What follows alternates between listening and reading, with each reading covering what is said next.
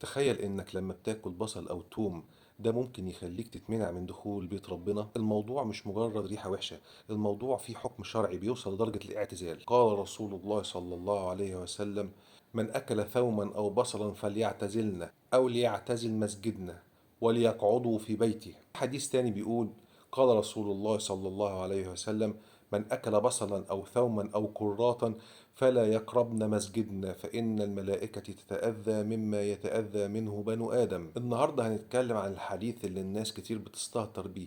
يعني بتلاقي مثلا في الجامع وانت بتصلي حد جنبك واكل بصل او توم وريحة مش كويسة، فانت بتتأذي. ده غير كمان ان الملائكة زي ما الرسول صلى الله عليه وسلم قال انها بتتأذي. يعني ايه الكلام ده؟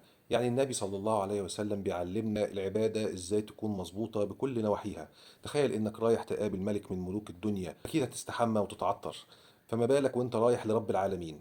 الصدمة هنا مش انك بتضايق اللي جنبك بس، لا ده انت كمان بتأذي المخلوقات النورانية الموجودة في المسجد وهي الملائكة. طيب هل ممكن مثلا نغسل سناننا وننزل؟ المشكلة ان العلم بيقول ان غسيل الاسنان لوحده مش كفاية، لان مركبات الكبريت اللي في التوم بتدخل الدم وبتطلع مع النفس. يعني الريحة طالعة من جواك مش بس من بقك. وده سر عبقرية الحديث الشريف انه قال: فلا يقربن، يعني لغاية ما الريحة تروح تماما. تخيل انك بتضيع خشوع اخوك المسلم بسبب سندوتش فول بالبصل.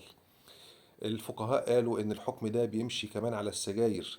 يعني اللي شارب سجاير بيبقى ريحته برضه مش كويسة، وبيكون بيصلي جنب أخوه المسلم وأخوه المسلم شامم الريحة وبيتأذي منه. المسجد مكان للسكينة مش مكان للتأذي. هنا بقى لو أكلت توم وبصل وغصب عنك لازم تنزل، العلم والدين بيقولوا لك ممكن تاكل بقدونس أو تفاح، ده بيكسر مركبات الكبريت. ممكن تستخدم السواك زي ما النبي صلى الله عليه وسلم وصانا وقال: لولا أن أشق على أمتي لأمرتهم بالسواك عند كل صلاة. إنما لو الريحة لسه موجودة صلي في بيتك زي ما الرسول أمرك عشان ما تؤذيش الملائكة والناس. الدين مش بس صلاة وصوم، الدين ذوق وأدب مع الخالق ومع الخلق. خلي ريحتك دايما طيبة عشان الملائكة ما تتأذيش منك.